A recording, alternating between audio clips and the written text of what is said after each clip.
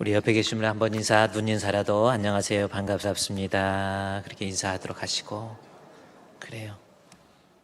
진짜 반가운 표정을 가지고 반갑습니다 해야지. 인상 싹 쓰면서 반가워요 그러면 무서워요. 반가워할 수 있도록 하시고. 오늘 하나님께서 우리에게 주시는 말씀의 제목은 복음의 능력이라고 하는 말씀의 제목입니다. 복음에는 분명히 능력이 있다라는 거예요. 예수 그리스도를 믿는 믿음 혹은 예수 그리스도에 대해서 기록된 이 성경 하나님의 말씀이 우리 가운데 거하게 되면 그것은 반드시 능력으로 나타나게 돼 있다라는 거지요. 로마서 1장 16절 말씀을 먼저 보도록 하겠습니다. 로마서 1장 16절 말씀에 내가 복음을 부끄러워하지 아니하노니 그랬죠. 이 복음을 부끄러워하지 않는다 라고 하는 것. 복음에 대해서도 이 성경에 우리는 복음 하면은 복된 소식 이렇게 알지만은 영어나 독일어 성경에 보면 복음에 대해서 그리스도로 인한 어떤 소식. 그래서 여기 본문의 말씀에 여러분이 혹시 독일어 성경에 보면 바울이 이야기합니다. 이히 쉐메 비히 데스 에반젤륨스트 폰 크리투스. 에반젤륨이라는 것은 복음이라는 뜻이고요. 폰 무엇뭐로부터 폰 크리스투스 예수 그리스도로 말미암은 복음. 그래서 이히쉐메 비히 데스 에반젤림스트 폰 크리스투스 그렇게 기록돼요. 그러니까 복음이라는 것은 예수 그리스도에 대한 내용을 기록한 하나님의 말씀 그렇게 이야기합니다. 이 말을 또 바꿔 얘기하면 하나님의 말씀을 배우면서 무슨 윤리적이고 도덕적이고 그런 거 훈련받은 게 아니에요. 하나님 말씀 통해서 교회를 통해서 예수 알아야만이 그게 바른 신앙생활의 모습이 될 수 있다라는 거죠. 여러분 교회 다니는 목적 다른 거 아닙니다. 교회를 통해서 하나님 말씀 통해서 예수 믿고 구원받는 것 이것이 복음을 소유하는 사람의 모습이 될 수 있어요. 1장 16절 말씀에 복음은 모든 믿는 자에게 구원을 주시는 하나님의 능력이라고 그랬죠. 복음은 즉 예수 믿는 믿음 혹은 하나님의 말씀이 우리 가운데 거하게 되면 반드시 능력으로 나타나야 돼요.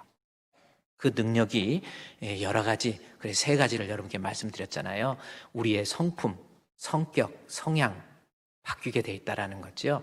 말씀이 우리 안에 있으면 내 혈기도 십자가에 못 박고 내 생각, 내 욕심도 내려놓고 또 복음이 우리 안에 있으면 이 병든 사회를 건강하게 만들고 그랬습니다. 또 복음이 우리 안에 있으면 오늘 좀 더 공부해야 될 내용이 뭡니까? 나를 믿음 있는 사람으로 믿음 없는 사람을 믿음 있는 사람으로 만들어내는 능력이 있다라는 거예요.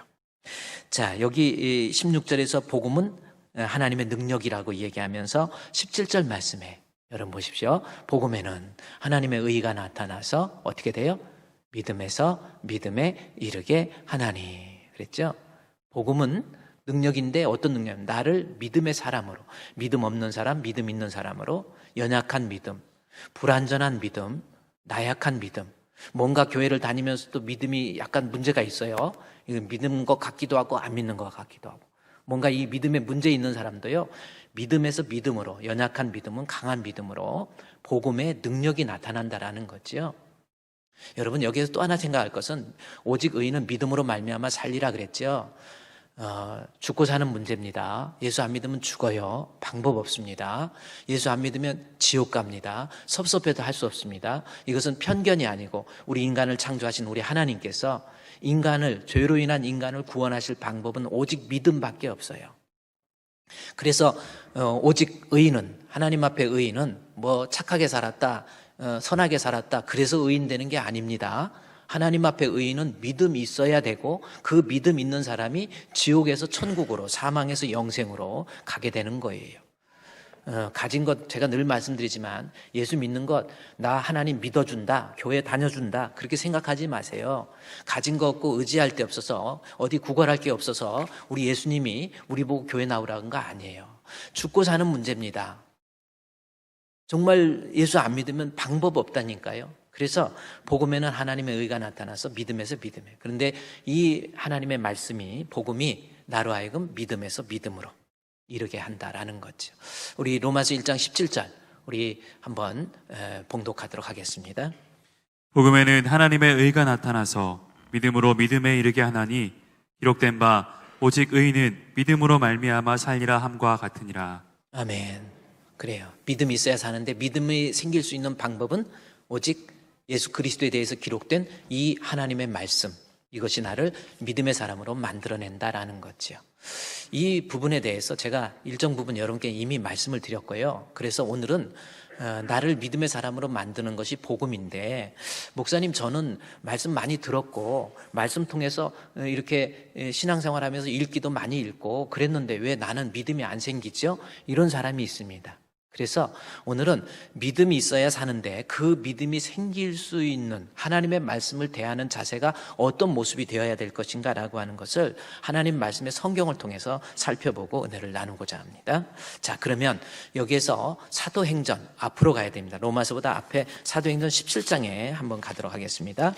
자, 오늘 여러분 정말 중요한 거예요. 여러분이 정말 믿음도 없이 교회 다니고 뭔가가 이렇게 해보려고 그러는데도 잘 믿음도 안 생기고, 거기에는 이유가 있습니다. 하나님 말씀을 대하는 자세가 잘못된 거예요.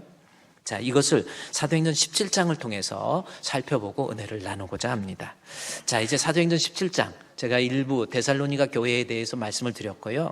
그 다음에 사도행전 17장 후반부에 가보면 이 11절에 베레아라고 하는 사람들이 나와요. 그런데 그 베레아 사람들이 12절에 믿는 사람이 많이 있었다라는 거죠. 이런 사람들이, 믿음 없는 사람이 믿음이 생기게 되는 거, 그 과정을, 그러면 어떤 모습으로 말씀을 대했는지 성경을 좀 찾아봐야 됩니다. 그러면 먼저 사도행전 17장 1절, 오늘 좀 강해 설교가 되기 때문에 이 성경의 배경 또한 먼저 이해해서, 그래야 이 성경에 대한 어떤 성경을 통해서 저자가 말하고자 하는 신학적 의도가 빨리 파악될 수 있거든요. 자, 보도록 하겠습니다. 17장 1절 한번 봉독해 드리겠습니다. 시작. 그들이 암비볼리와 아볼로니아로 다녀가 데살로니가에 이르니 거기 유대인의 회당이 있는지라. 자, 이제 그림이 그려집니까? 그들이, 여기서 바울과 실라, 디모데, 이런 사람들입니다. 그들이 암비볼리와 아보니아를 다녀가 데살로니가에 이르러서 거기에서 회당이 있어서 그곳에서 바울이 데살로니가 지역에서 하나님의 말씀을 전했다라는 내용이 1절과 2절에 있는 말씀입니다. 자, 그러면 말씀을 데살로니가 교회가 그래서 만들어졌는데, 데살로니가 사람들에게 바울이 말씀을 전할 때 데살로니가라고 하는 지역이 어떤 의미가 있는지 이거부터 살펴봐야 됩니다. 여러분, 데살로니가라고 하는 것은 지리적으로 먼저 한번 살펴보면요, 지금 그리스 중부지방에 그리스라고 하는 나라, 옛날에 한때 그리스가 엄청난 나라였잖아요. 지금은 1인당 국민소득이 한 $10,000 정도밖에 안 되는 중진국이라고 그러나요? 그런 나라가 돼 있지만, 옛날에는 헬라 문화를 만들어낸 엄청난 나라가 그리스라는 나라입니다. 자, 그리스, 지금 옛날에 그리스는 마케도니아와 아가야라고 하는 두 지역으로 이때 당시에 나눠져 있었어요. 마케도니아, 여기 아가야, 이게 그리스입니다. 이 지역이 지금 터키 지역입니다. 바울이 아시아에서, 이쪽은 아시아란 말이에요. 터키, 예루살렘 있고요. 터키 지역에 아시아, 비시디아, 안디옥, 이고니온, 루스트라, 더베, 이 지역에서 1차 선교를 하고, 그 다음에 2차 선교를 다시금 이 지역에서, 아시아에서 다시 복음을 좀 더 효과적으로 증거하려고 그랬는데, 사도행전 16장에 가보니까 하나님께서 성령을 통해서 마게도냐로 건너오라고 그러는 거예요. 바울의 입장에서, 아니, 아시아에서 복음 전도하는데 교회가 흥왕했거든요. 이렇게 선교가 잘 되는데 왜 나를 마게도냐로 오라고 하십니까? 그래서 안 가려고 했지만 마게도냐에서 3번 계속해서 이리 건너와라. 그러니까 그 하나님의 말씀에 즉각 순종을 해요. 예, 알겠습니다 하고 건너갑니다. 그래서 저도 왜 하나님께서 아시아에 바울을 세웠으면, 아시아에서 만약에 복음을 전도하고 이 터키 지역에서 이제 인도 쪽으로, 중국 쪽으로 아시아에 복음을 전했다면 지금의 이 시대, 21세기의 이 시대, 아시아는 어떤 존재가 되었을까라는 생각도 듭니다. 중국도 아마 기독교적으로 많이 그랬을 것이다, 이렇게 생각을 했는데, 하나님께서는 이 아시아의 복음 전도를 위해서는 베드로를 준비해 놓고 계셨어요. 그래서 베드로로 하여금 아시아에서 복음 전도하게 하고 바울을 이 유럽으로 건너오게 합니다. 그래서 이방인의 사도로 삼았다고 그래서 유럽으로 건너가요. 자, 한번 건너가 봅시다.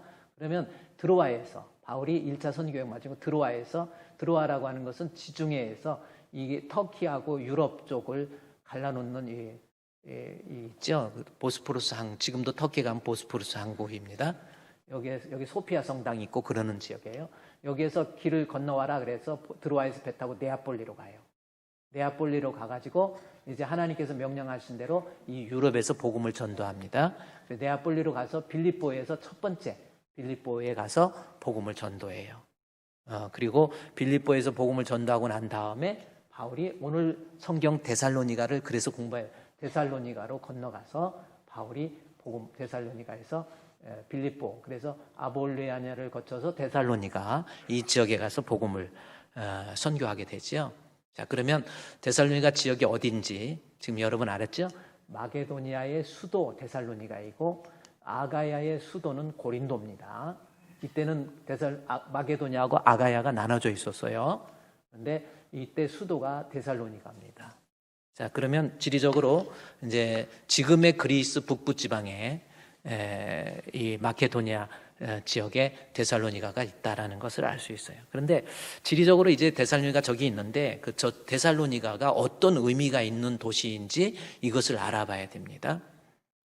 지금은 이 그리스 지역에 여러분이 성지순례를 가시면 데살로니키라고 그렇게 기록되어 있습니다. 지역이 있습니다. 그런데 데살로니키라고 하는 데살로니가는 어떤 의미가 있느냐면 이것을 알으려면 기원 전, 지금은 기원 후잖아요. 기원 전, 이때 이 사도행전 당시가 AD 48년, 51년 정도잖아요. 그런데 기원 전으로 내려가서 기원 전에 그 그리스 전역을 통일하고, 즉 유럽 전역을 통일하고, 그 다음에 이 팔레스타인 지역까지, 그리고 아프리카까지, 그리고 유럽에서 아시아까지, 인도까지 대제국을 형성했던 유명한 황제가 있습니다. 누굽니까? 우리가 잘 아는 알렉산더 대왕이지요.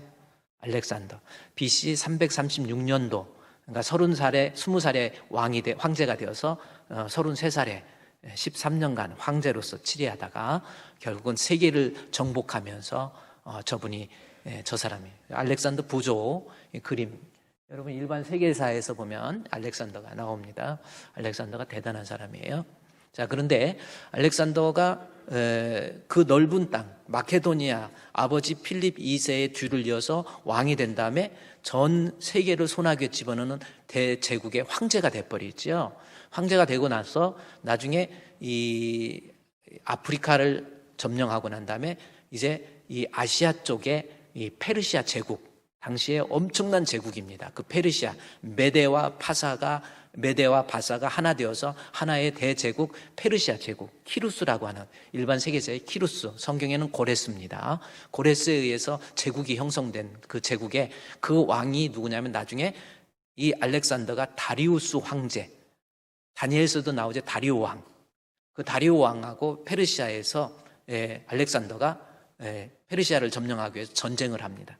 그 유명한 전쟁이 이수스 전쟁이에요.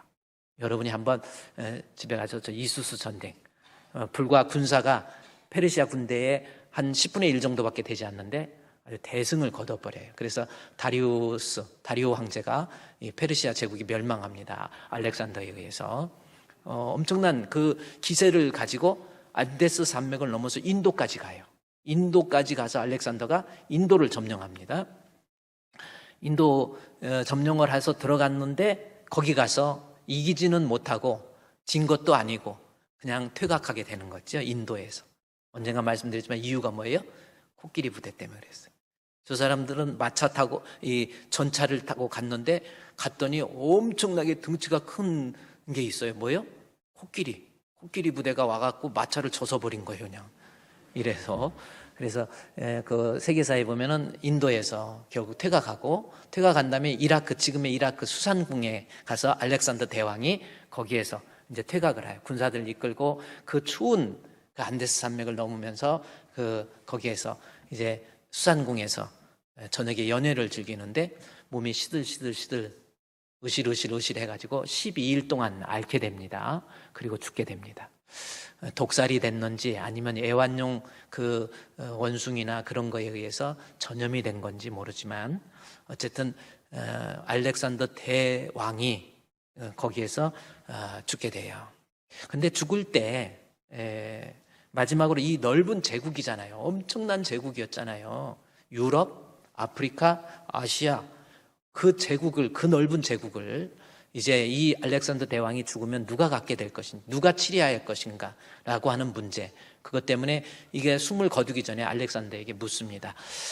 폐하, 어떤 사람이 이 제국을 이어받아야 되나요? 그랬더니 알렉산더 대왕이 하는 말이 내 자식도 내 어떤 친척도 아니에요. 뭐냐면 가장 힘 있는 자에게 이 제국을 줘라 그래요. 그래서 알렉산더가 죽고 난 다음에 가장 힘 있는 자가 나도 힘 있다, 나도 힘 있다 나오는데 4명의 장군이 나온 거예요. 그래서 알렉산더 사후에 그 헬라 제국이 4개로 나누어집니다. 뭐냐면 알렉산더의 본고장이었던 마케도니아 지역은 이 카산도로스라고 카산더, 그 다음에 리스마쿠스, 그 다음에 시리아 지역, 그랬죠? 시리아. 그러니까 시리아 지역은 셀루쿠스, 그 다음에 아프리카 지역은 포톨레미 해서 4명의 군사들이, 군인들이 힘을 자랑하면서 이 제국을 4개로 나눠버린 거예요. 4개로 제국을 나누다 보니까 이제 어떤 문제가 생기느냐면 누가 과연 4명 중에서 알렉산더 대왕의 정통성을 이어받느냐, 이 문제가 생겼거든요. 그러다 보니까 어떤 문제가, 알렉산더 대왕의 정통성, 누가 진짜 알렉산더의 뒤를 이은 정통성 있는 사람인가에 문제가 생기니까 알렉산더의 본고장이었던 마케도니아 지역에 이 카산더가 작전을 짭니다. 어떤 작전을 짜면 리스마쿠스도 물리치고 셀루쿠스도 물리치고 포톨레미도 물리치기 위해서 작전을 짜는데 알렉산더 대왕의 여동생이 있었어요. 그러니까 아버지 필립 2세의 이복 2세의 딸인데 알렉산더하고는 이복 여동생입니다. 그 여동생의 이름이 데살로니키예요. 그래서 카산더가 알렉산더 대왕과의 정통성을 잇기 위해서 그 알렉산더 대왕의 여동생을 자기 아내로 맞이해요. 그리고 따라서 이 혈통적으로 보면은 아내를 맞이했기 때문에 필립 2세의 뒤를 이어서 알렉산더의 뒤를 이어서 내가 카산더가 알렉산더의 뒤를 이은 정통성 있는 사람이다 라는 것을 과시하게 됩니다. 그래서 아내를 맞이하고 난 다음에 결혼을 해서 정략 결혼이지요. 아내가 이미 있지만 정략적으로 아내를 맞이한 다음에 그것을 만방에 과시를 해야 되는데 방법이 뭐냐면 지금 데살로니가라고 하는 그 지역에다가 완전히 그 도시를 현대화 만들고 군사적으로 요새화 만들어서 퇴역 장성들이고 누구고 다 갖다 놓은 거예요. 그리고 완전한 신도시를 만들고 그 도시 이름을 데살로니키라고 쓴 거예요. 그래서 내가 카산더가 이제는 알렉산더의 뒤를 이은 정통성 있는 인물이다 라고 하는 거. 그래서 이 데살로니키는 이 카산더가 어떤 야심을 가지고 만들었던 도시가 데살로니가예요. 목사님 뭐 그렇게 장구하게 이 성경을 해석할 때 그게 필요합니까? 필요합니다. 왜 그러냐면 여기서 우리가 알아야 될 것은 데살로니가라고 하는 지역이 그러한 카산더에 의해서 정략적으로 만들어진 도시인데, 군사 요충지인데 왜 이게 필요하냐면은 이 데살로니가 지역은 이 알렉산더라고 하는 사람이 어떤 사람이냐면 필립 2세의 아들로서 그를 사람으로, 그러니까 아주 현자로서 만들었던 유명한 사람이 있어요. 그 사람이 누군지 아세요? 바로 아리스토텔레스입니다. 우리가 아는 아리스토텔레스 있잖아요. 뭐 안다고 해서 만나서 커피 한 잔 마시고 그런 게 아니고 아리스토텔레스의 영향을 받아서 알렉산더의 모든 사상과 어떤 인간적인 모습들이 아리스토텔레스에 의해서 조각화된 거거든요. 그래서 거기에서 아리스토텔레스에 의해서 만들어진 그 알렉산더의 그러한 어떤 사상을 헬레니즘이라고 하는 거예요. 그때 당시에는 헬레니즘이라는 말이 없었지만 후대에 한 1000년 정도 흐른 다음에 헬레니즘이라는 단어를 후대 학자들이 써서 만든 건데 헬레니즘이라는, 그래서 데살로니가라고 하는 지역은 헬레니즘의 영향으로 가득 차 있었다라는 거죠. 그러면 여기서 헬레니즘을 왜 목사님이 데살로니가를 통해서 헬레니즘을 얘기하냐면 인간에게 있어서 어떤 중요성을 따지는 데 있어서 중요한 것이 뭐냐면 우리는 신앙 있잖아요. 신앙과 이성은 신앙과 이성은 서로 합치될 수 있는 문제가 아니에요. 신앙적인 것은 뭐냐면 우리가 믿는 하나님께서 주신 말씀을 어떠한 의심 없이 그냥 받아들이는 것이 신앙입니다. 그러나 헬라 문화에 있어서 헬레니즘의 이성이라고 하는 것은 따지고 분석해서 원인과 결과를 명확히 규명될 수 있는 것만을 진리로 받아들이는 것. 이게 이성입니다. 그래서 이성이라고 하는 것이 영어로 reason이라는 단어, R-E-A-S-O-N, reasonable하다 그러잖아요. 합리적이다. 합리적인 건 뭐예요? 원인과 결과가 명확히 규명되는 거. 이거 아니면 진리로 받아들이지 않는 그러한 사상적인 내용을 합리주의라고 그러고, 그 합리주의적인 사상을 가지고 만들어진 것이 헬레니즘이란 말이에요. 자, 그러면 데살로니가는 바로 그런 지역입니다. 제가 왜 이렇게 장구하게 데살로니가 있는 사람에게 신앙적인 것 아무리 가르쳐도 받아들일 수 없어요.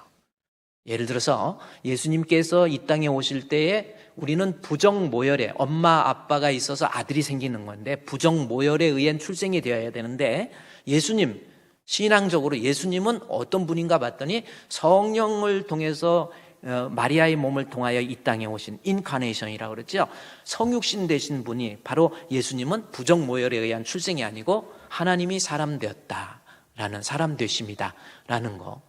헬레니즘의 입장에서는 받아들일 수 없어요. 그러니까 기독교 신앙을 근본적 처음 출발부터 받아들일 수 없습니다. 좋습니다. 예수 그리스도의 십자가에 못 박혀 죽으심에 대해 생각해 볼까요? 예수님이 십자가에 못 박혀 죽으셨어요. 그러면 거기까지는 합리적으로 사람이 십자가에 못 박았으니까 죽었지. 그러면 거기까지는 헬레니즘에서 받아들일 수 있는데, 문제는 죽은 지 사흘 만에 우리 죄를 대속하기 위해서 예수님께서 리저렉션, 부활하셨다라는 것, 그것은 합리적인 헬레니즘의 관점에서는 도저히 받아들일 수 없어요. 뭐 그뿐이 아니에요. 성경에서 뭐 무리를 거르시고 물고기 2마리와 보리떡 5개로 5,000명 뭐 이러한 모든 성경적인 내용을 헬라인들, 데살로니가 있는 사람은 도저히 받아들일 수 없다라는 겁니다.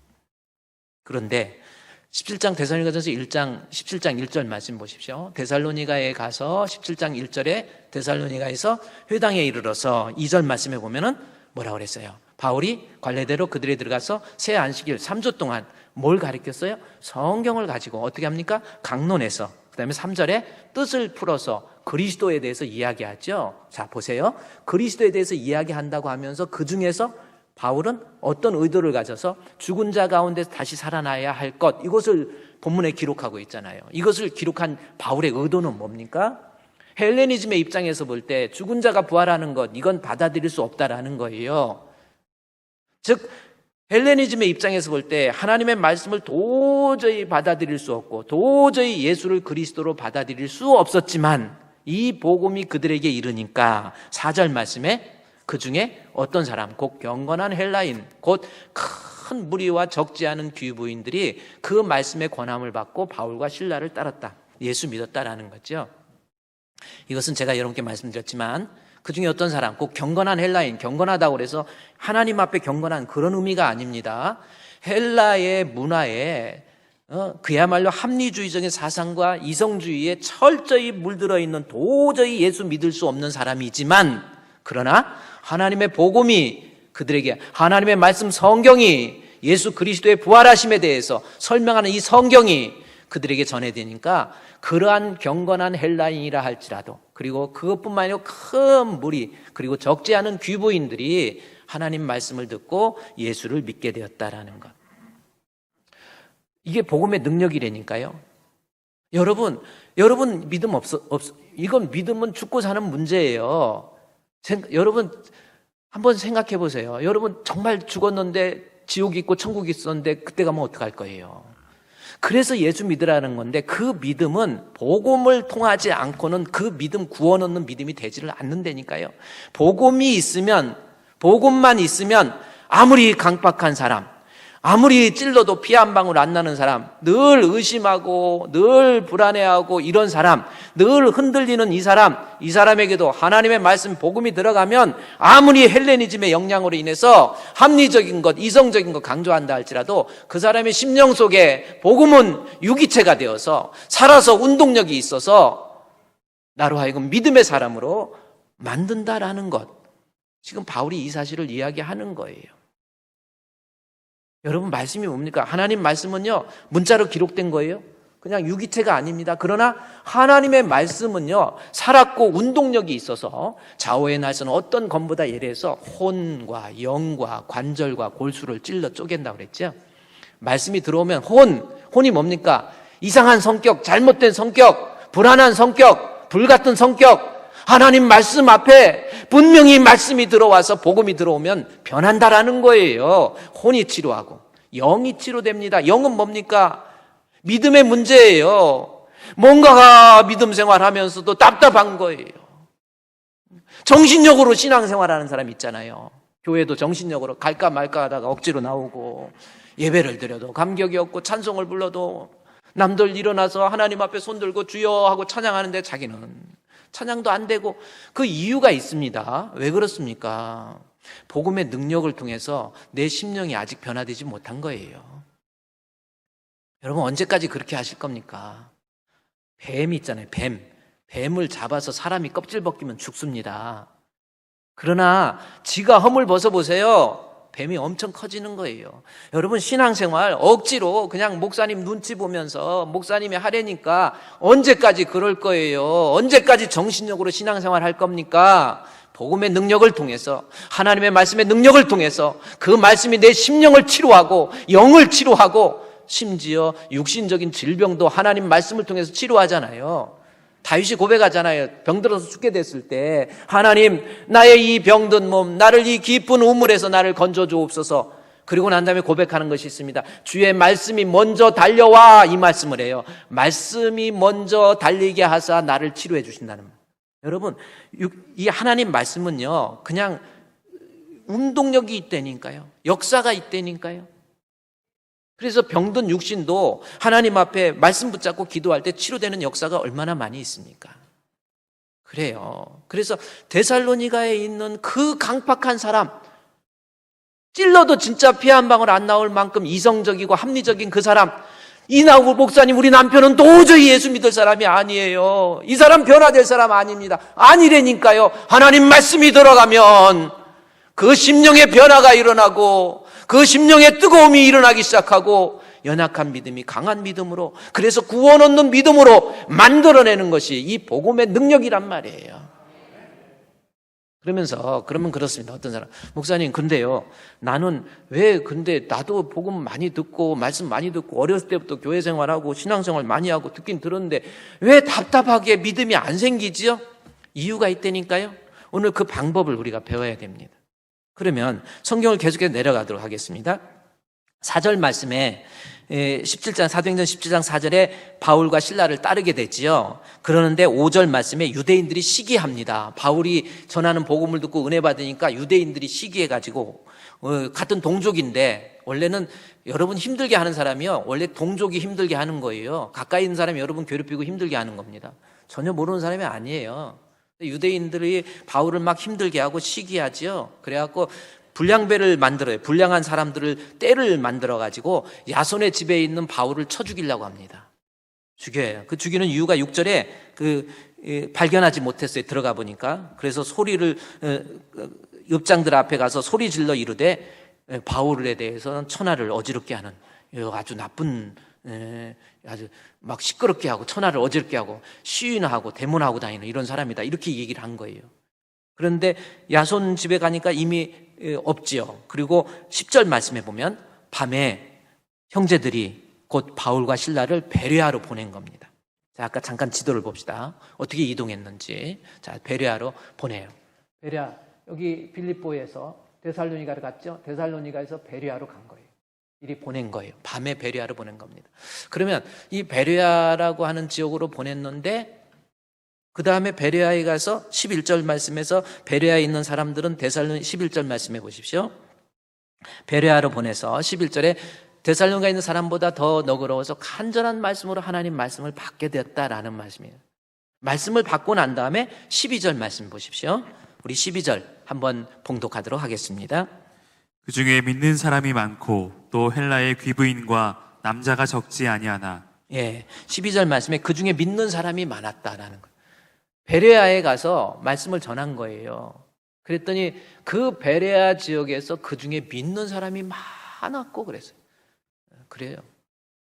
이게 베레아에서 하나님 말씀을 듣고 그 말씀을 받아들였는데 믿는 사람이 많고, 헬라의 귀부인이라는 말이 또 나옵니다. 여기서는 헬라의 귀부인이라는 말이 나와요. 헬라 사람은 이성적인 사람이기 때문에 말씀을 안 받아들여요. 근데 그 중에서도 귀부인들, 예수 믿을 이유도 없고요, 이 사람은 예수 믿기가 정말 힘들다라는 표현을 헬라의 귀부인이라고 표현한 겁니다.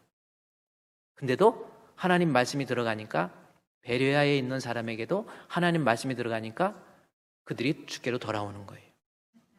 예수 믿는 믿음 생기잖아요. 그 다음에 남자가 적지 않았다. 이게 또 무슨 뜻이에요?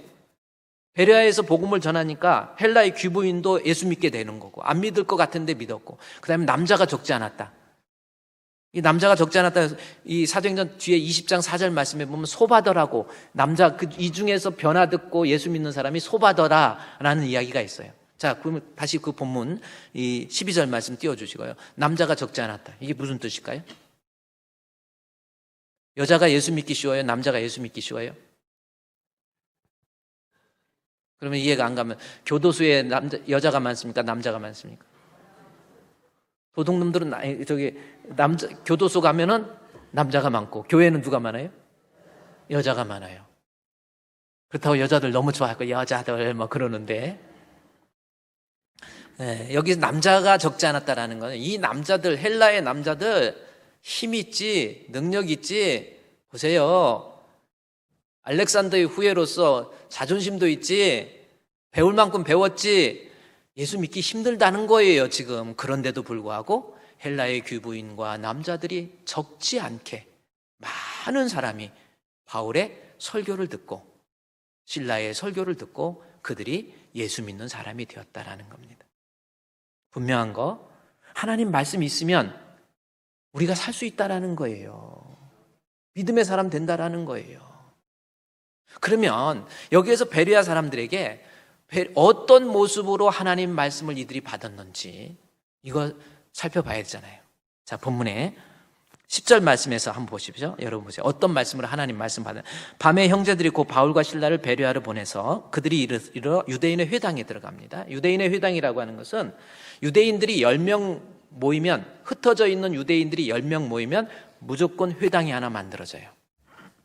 거기에서 하나님의 율법을 연구하고 또 어떤 여러 가지, 그러니까 이 공동체를 구성하기 위한 하나의 시나고게라고 하죠. 그런 어떤 회관 같은 거, 마을 유대인들의 회관입니다. 근데 거기에 들어가서 어떻게 하는가 볼까요? 11절에 바울이 말씀을 전할 때에, 우리 11절 베레아에 있는 사람들은 하나님 말씀을 그곳에서 전해서 정말 예수 믿기 힘든 사람이 예수 믿는 사람이 됐는데, 11절에 보니까 베레아에 있는 사람은 데살로니가에 있는 사람보다 더 너그러워서 간절한 마음으로 말씀을 받고, 이것이 그러한가 하여 날마다 성경을 상고함으로 12절에 그 중에 믿는 사람이 많아진 거거든요. 그러면 11절에서 이런 모습으로 우리가 말씀을 대하게 되면, 이런 모습으로 말씀을 받게 되면 우리도 하나님 앞에 나같이 강팍한 사람, 나같이 합리적인 사람, 나같이 좀 도저히 예수 믿을 것 같지 않는, 믿음이 안 생길 것 같은 사람도 다음과 같은 11절과 같은 모습으로 하나님 말씀을 받으면 믿음이 생기는 거예요.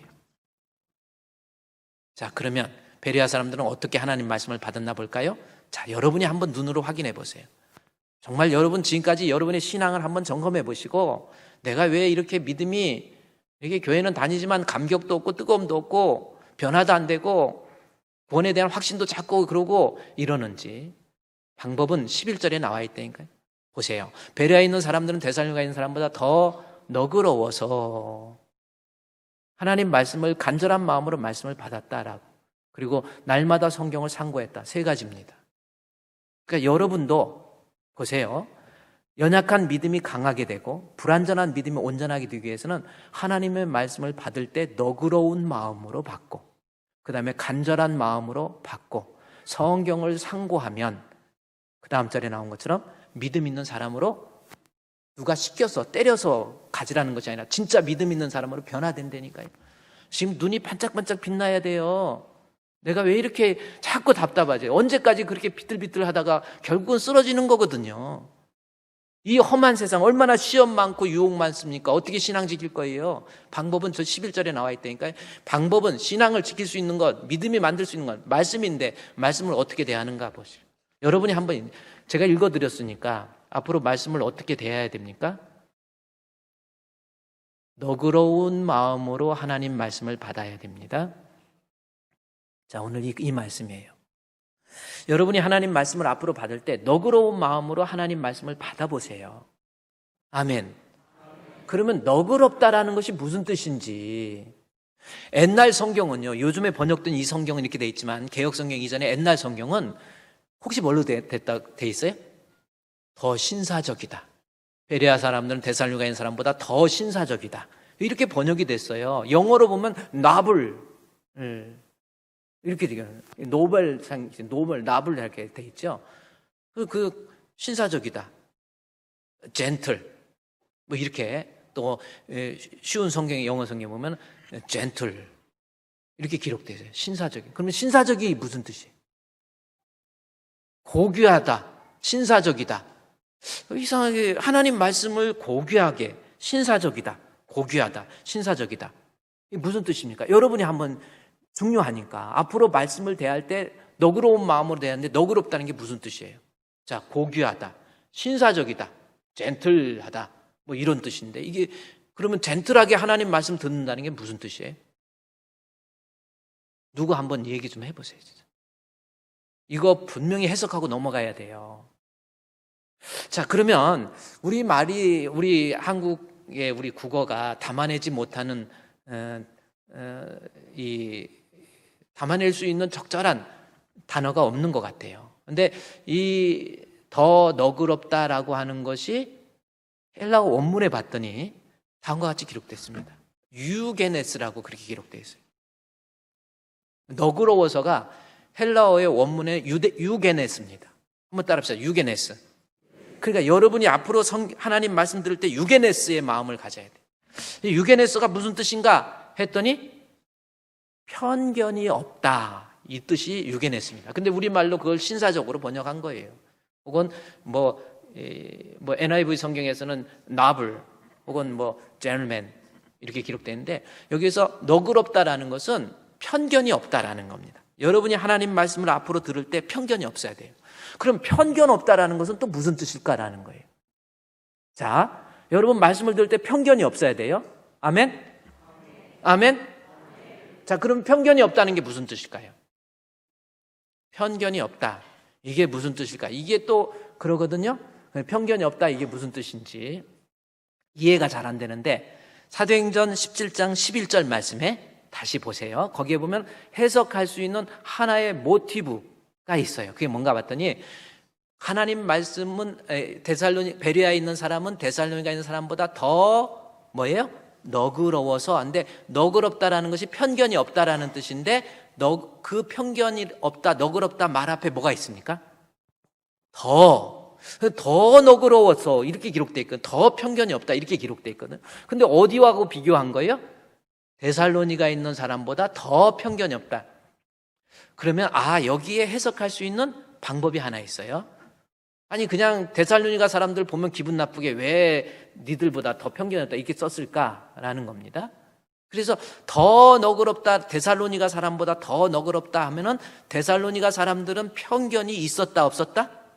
있었다라는 거거든요. 그러면 데살로니가에서 가지고 있었던 편견이 뭔가를 봤더니, 그것이 4절부터 나와 있어요. 데살로니가인들이 가지고 있었던 편견, 그거와 비교를 했기 때문에 4절에 그 중에 어떤 사람, 곧 경건한 헬라인, 큰 무리, 적지 않은 귀부인들이 권함을 받고 바울과 실라를 따랐어요. 예수를 믿게 됐죠. 그런데 5절에 그러나 유대인들은 시기해가지고 불량한 사람들을 데리고 떼를 지어서 성을 소동케 하여 야손의 집에 침입합니다.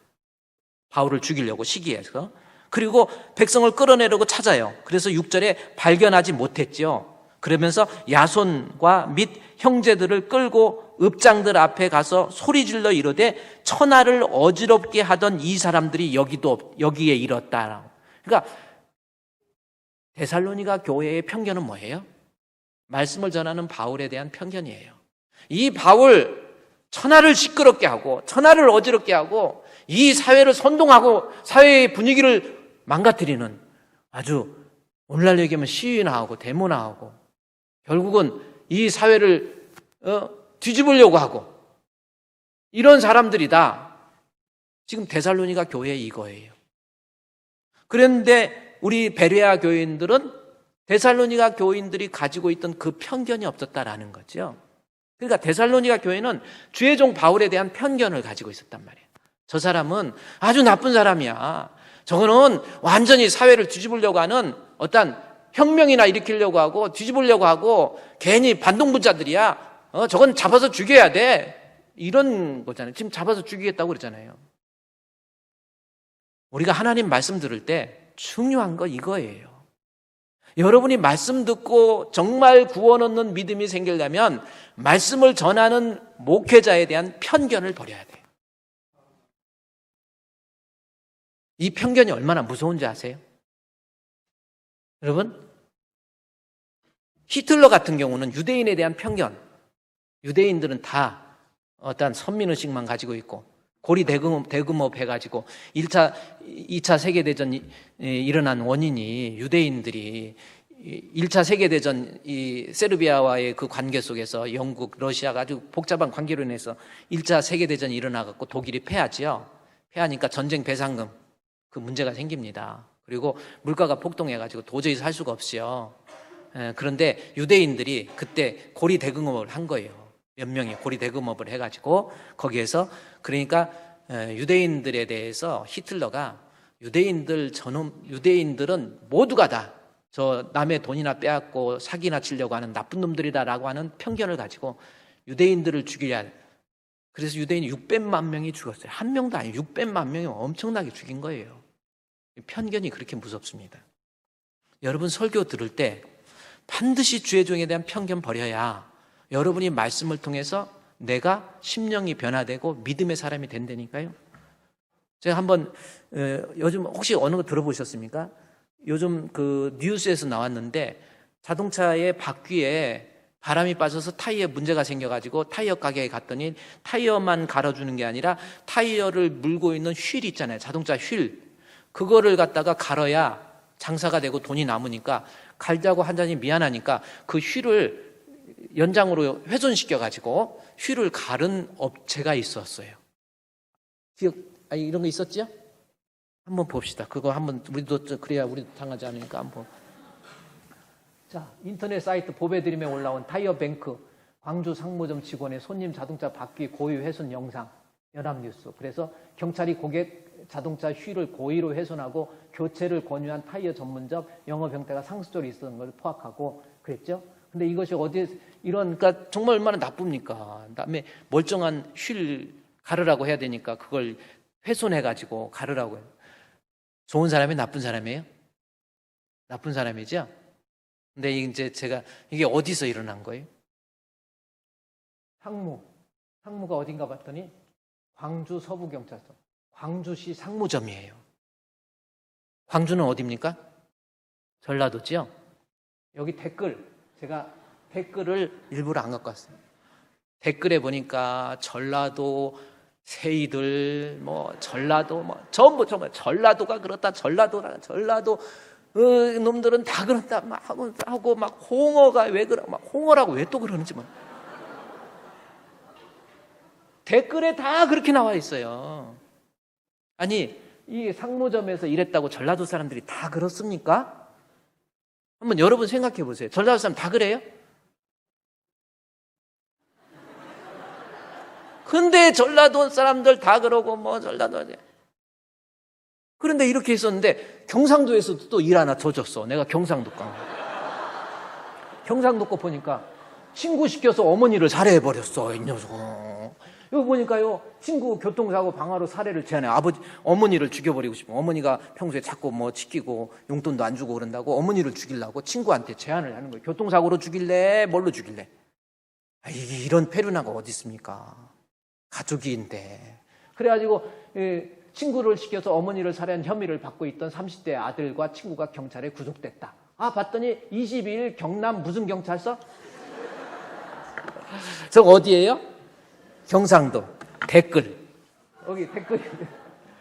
했더니 경상도 하고 신라 때부터 나라 팔아먹은 놈들이 뭐 해가지고 경상도 놈들은 뭐 하고 막 말부터 거칠고 뭐 막 일본하고 뭐 이런 저런 말 해갖고 경상도 막 난리를 친 거예요.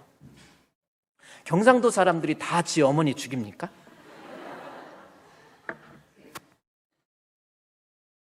사도행전 17장 11절 말씀, 여러분 말씀을 통해서 은혜 받으려면요 17장 11절 말씀해 보시죠. 데살로니가에 있는 사람들은 베레아 사람들, 데살로니가 사람들하고 베레아 사람, 하나님 말씀을 들을 때 주의 종에 대한 편견을 버렸어요. 바울 저 나쁜 놈 막 이렇게 하고 막 사회를 시끄럽게 하는 놈. 여러분이 하나님 말씀 들을 때 주의 종에 대한 편견 가지고 있으면 절대로 그 말씀이 여러분에게 은혜가 안 돼요. 여러분의 심령을 변화를 못 시킨다니까요. 어떻습니까? 할 수 없잖아요. 그래요. 목회자들도, 저도 목사로서 보면 목회자들도 정말 나쁜 사람들 많아. 뭐 이렇게 막 별 사람 다 있고 막 예를 들어서 막 요즘 뭐 시위 막 목사님들 목회 저기 하고 막 가서 시위하고 뭐 하고 막 또 막 이런 분도 있어요. 또 그렇지 않은 분도 있고. 그러면 막 시위하고 막 이런 사람이면 저기 목사가 이제 또 목사가 아니고 독사요 해가지고 막 독사 막 어쩌다 밥 한번 사주고 먹사요 해갖고 또 목사라고 그러고. 또 목사들 다 그래. 다 목사들이야. 그놈들 설교 들을 거 없어. 여러분 그런 편견을 가지면 절대로 여러분 하나님 말씀, 이건 죽고 사는 문제잖아요. 말씀을 통해서 구원 얻는 믿음이라고 하는 것, 내 마음의 심령을 변화시켜서 나로 하여금 예수를 영접할 수 있는 마음이 들어가지를 않아요. 물론 목사님들이 잘했다는 것은 아니에요. 못된 사람들도 많아. 이제 언제 얘기했지만 인천 쪽으로 제가 잘 자주 안 가려고 나도 그러는데 인천, 이것도 편견이네요. 근데 인천에서 어떤 교회가 있었는데 이건 뭐 인터넷 방송에도 나왔으니까 그건 내가 도저히 그 방송도 영상도 있는데 못 띄워주겠어. 미안해서. 근데 뭐냐면 그 교회에 어떤 젊은 부부가 서로 사랑해서 결혼을 했어요. 그런데 5년이 넘도록 아기가 안 생기니까 계속 두 부부가 목사님 기도해 주세요 해가지고 목사님한테 기도받고 했는데 진짜 하나님께서 기도 응답을 해서 아기가 임신이 된 거야. 여러분 5년 만에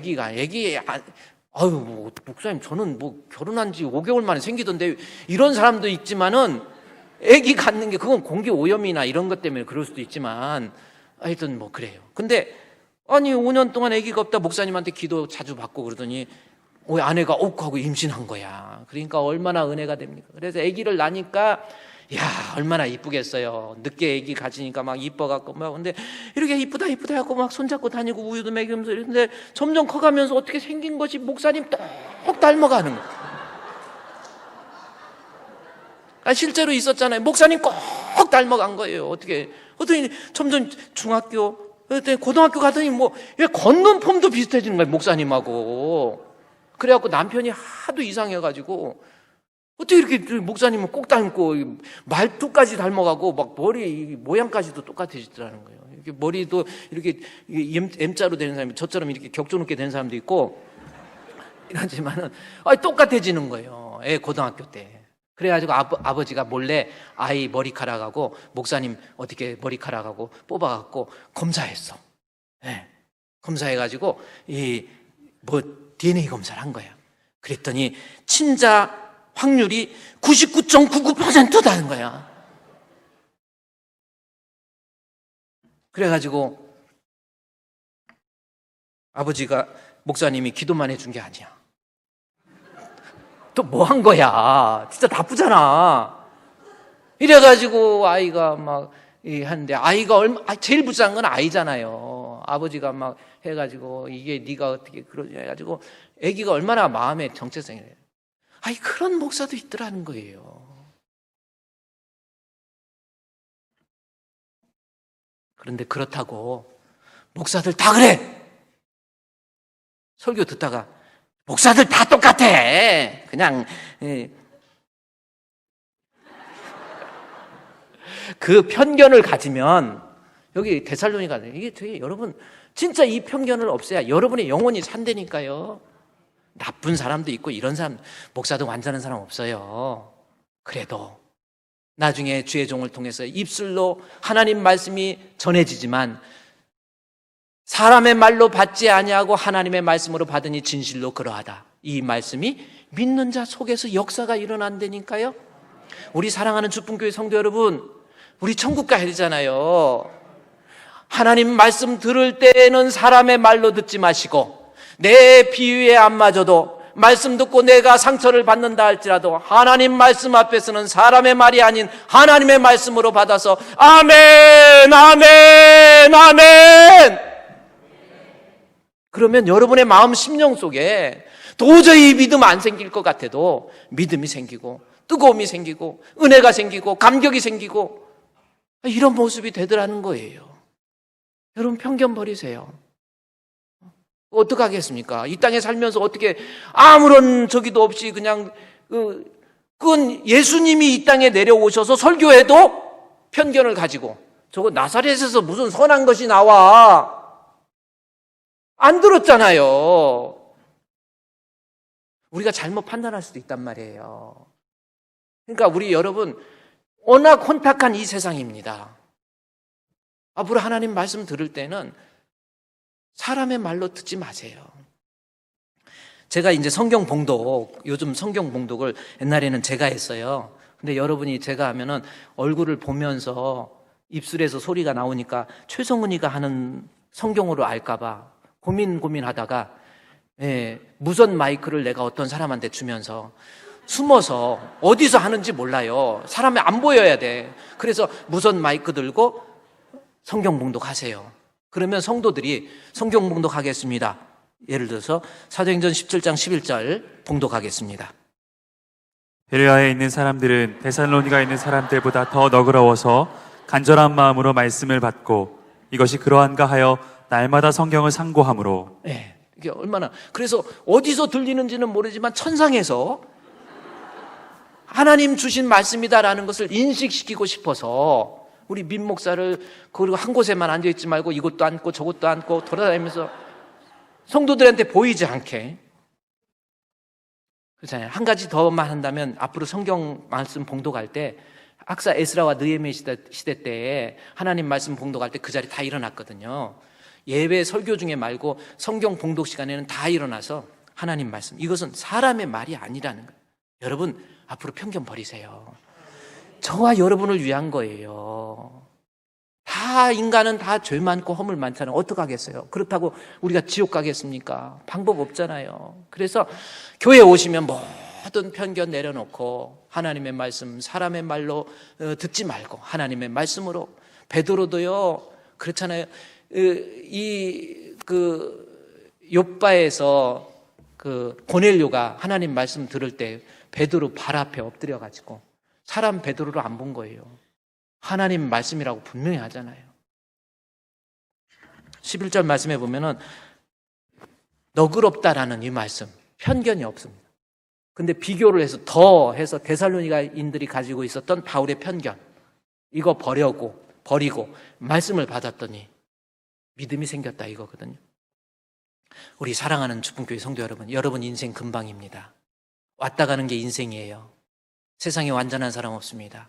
교회에 오셔서 말씀 들을 때는 사람의 말이 아닌 하나님의 말씀으로 그대로 받아서 여러분의 여러분의 마음의 심령에서 믿음 충만한 성도 되시기를 주의 이름으로 축원드립니다. 이 시간 하나님 앞에 기도하겠습니다. 하나님 아버지, 말씀 없으면 우리는 하나님 앞에 천국 갈 수 없지요. 이제부터 말씀 들을 때에 우리 마음에 있는 편견 다 내려놓고 하나님 말씀 들을 때에 사람의 말이 아닌 하나님의 말씀으로 아멘으로 받아들임으로 우리의 믿음이 구원 얻는 믿음으로 자라날 수 있도록 도와 주시옵소서. 한 영혼도 하나님 천국에 가지 못하는 쭉정이 되지 않게 해주시고 말씀을 통해서 은혜가 충만한 가운데 구원 얻는 성도 되게 해 주시옵소서. 예수님의 이름으로 기도드리옵나이다. 아멘.